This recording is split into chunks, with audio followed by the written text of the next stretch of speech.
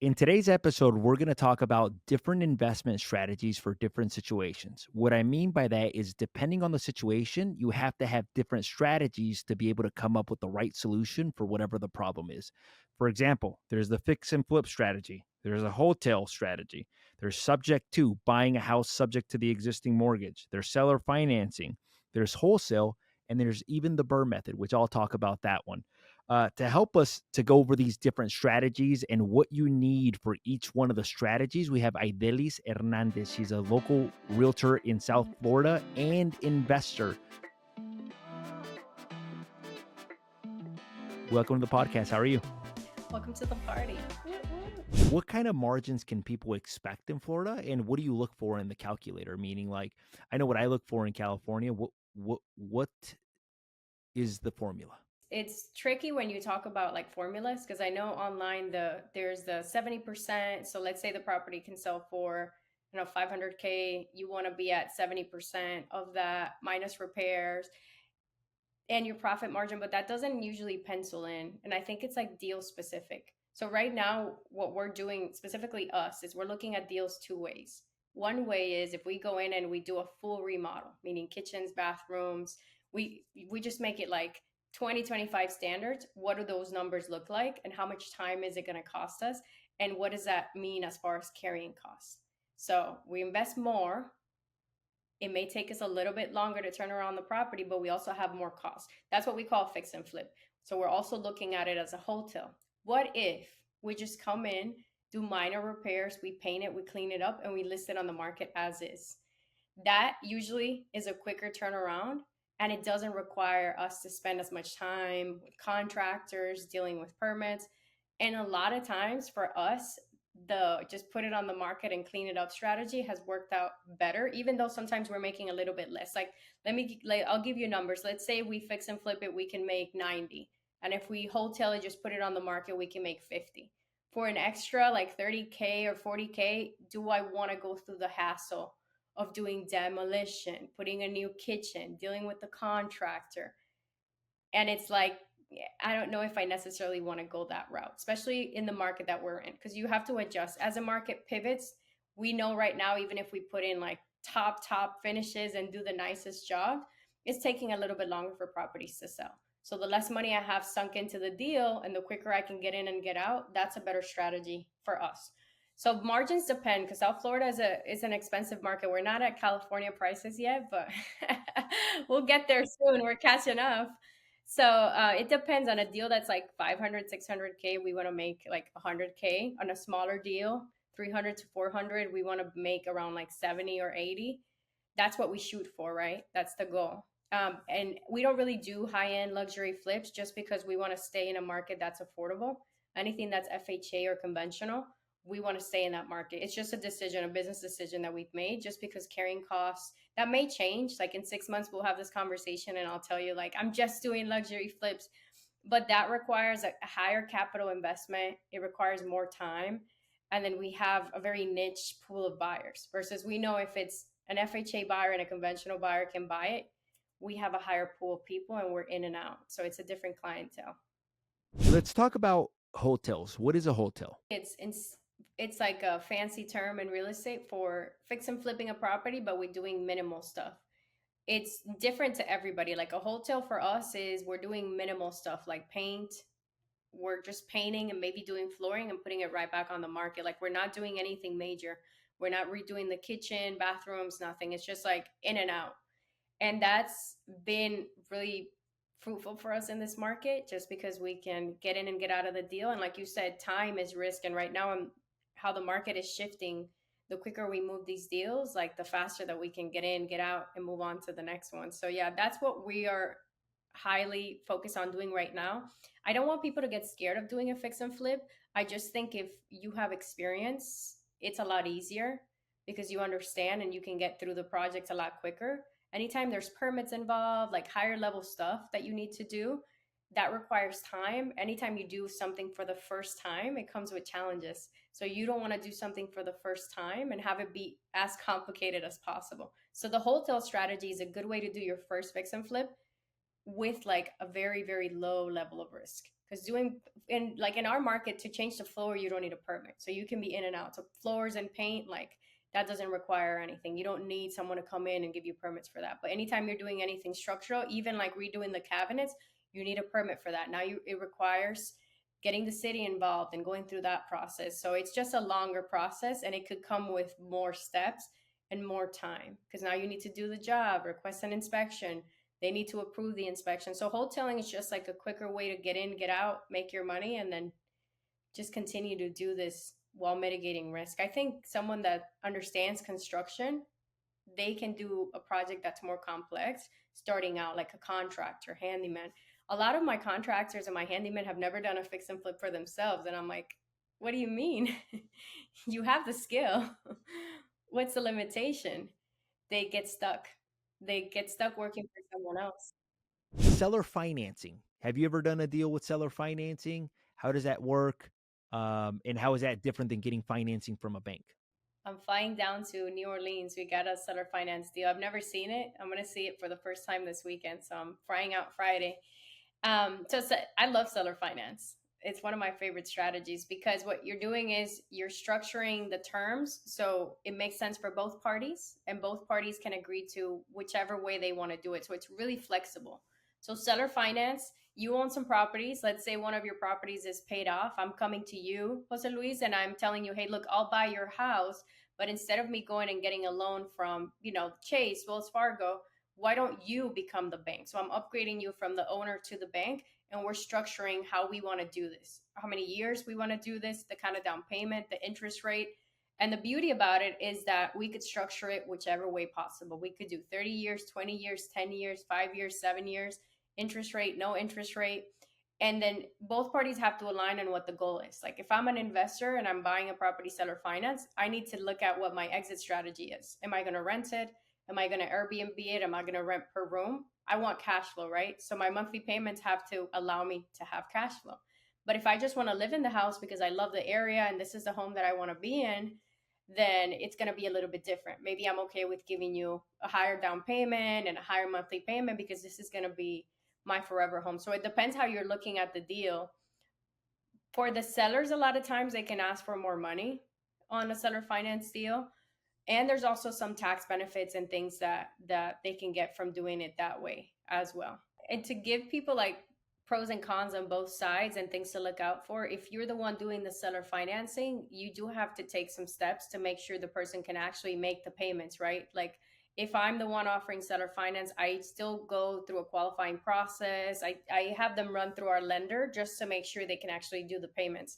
Sometimes your ideal seller finance buyer is someone that's a business owner that they don't necessarily qualify for a regular loan or the terms aren't that great on a regular loan because they're self-employed, but they have the money, they can afford it. You don't want to also put someone in a situation where now they can't keep up with the payments because there's risks to anything. Then you have to foreclose, get them out of your property. So when you're the one doing the seller financing, you do have to put some systems in place to make sure you're following guidelines, you're not breaking any laws. So just having them qualify and having something in writing, some records that you've actually taken them through a process to qualify them. If you're the one negotiating, like I negotiate and I do seller finance deals, I want to get the best terms possible if I'm the one that's buying, right? Because I'm an investor and my end goal is to just stack up as many of these properties. So when I negotiate, now I'm trying to get like the sexiest terms possible, like as little money down, as little interest rate, as little monthly payment. But when you're turning around and now you're doing the seller finance, because I want to give you both sides, then you ask for more money down, then you make sure the terms are really tight. So it depends which way you're looking at it, but there's benefits on both sides for both parties. We just had the deal that I'm talking about. We He had it on the market for like 180 days and the property wasn't selling, and he was working with an agent, and he called us. He submitted one of our forms, our sell your house for cash form, and he told us the agent's not doing anything, the property's not moving. I don't want to have to deal with the property anymore. He had moved back to Florida, the property's in New Orleans, and he didn't want to rent it. He had already gone through that process. He hated dealing with tenants. So when I came in and I talked to him, I told him, look, what if we could get you the cash flow without the tenants? What if we could upgrade you to the bank? We pay you every single month without the headaches. We give you a down payment and you have that security that you have someone that's paying you every single month. We deal with the repairs. We deal with anything because now we are the owners of the property. So it's that process of being the landlord, but without any of the headaches. Like, how would you feel if we could structure that? And then we get into a longer conversation about price. So we were actually able to give him, so he had it listed for 210. I know those prices seem crazy, even in Florida, right? In Florida, you can't buy anything for 210. He had it listed for 210. So after paying commissions and closing costs, he would have had to pay like 6% off the top, plus closing costs, let's say like another 1 to 1.5%. So that would have been taken off the top anyways if he sold with an agent, versus we gave him his true 210, but he gave us terms. So we gave him a down payment and he's actually going to net the number that he was looking for. So there was a benefit for him. He's getting 210, no commissions. We're taking care of closing costs. We're paying closing costs. There's no commission. So he is netting a higher number as long as he was willing to wait. So for him, he didn't need the money now. He just wanted to have like peace of mind that the property was sold and that he didn't have to deal with tenants from far away. So good deal for him. We're gonna cash flow around $1,000, so it was a good deal for us. He knew too. When I was talking to the seller, he's like, "You guys are getting a great deal," and I was like, "So are you. We're getting you 210." So both parties were happy. 0% interest rate. No interest rate. So we have a principal only, so it's 210. I had the loan terms because we just closed on it last week. Yeah,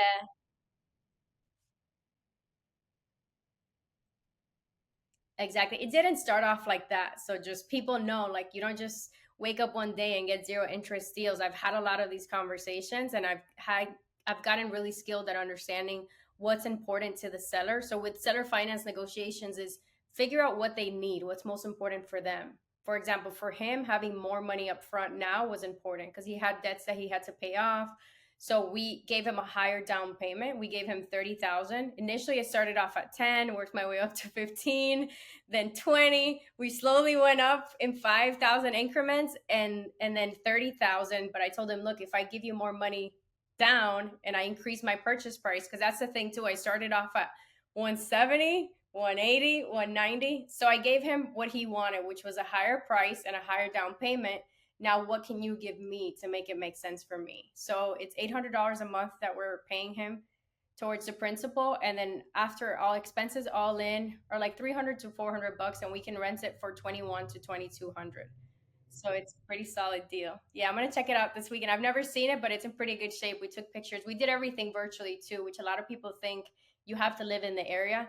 California is a tough place to like actually own rentals in your backyard just because of the cost.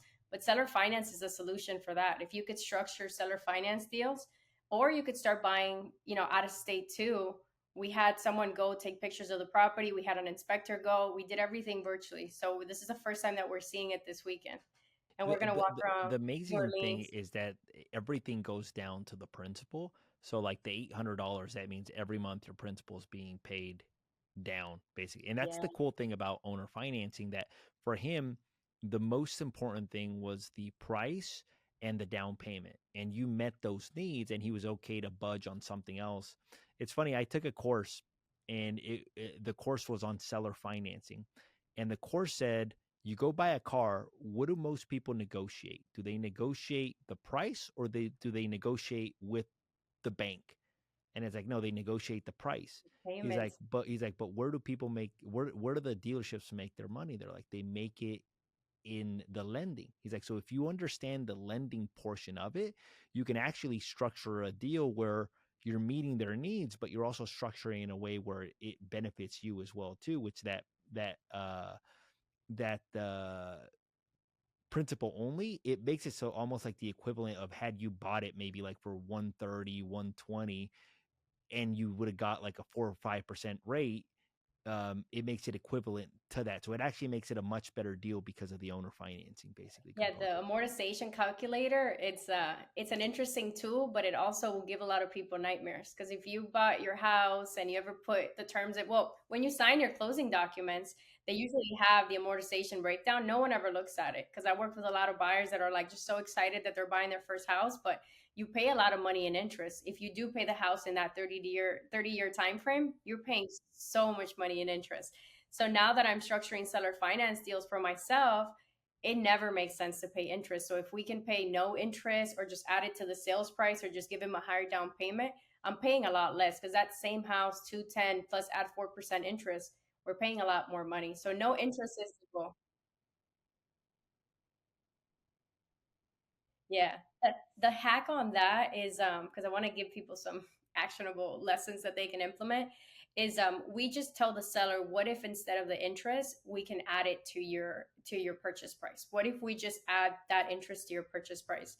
When you do the math, I wouldn't do like you don't do 5% by 10 years and add up what the interest would be each year because then it doesn't do you any service because you're paying that. What I would do is just have a flat number. What if we just add 30K to your price?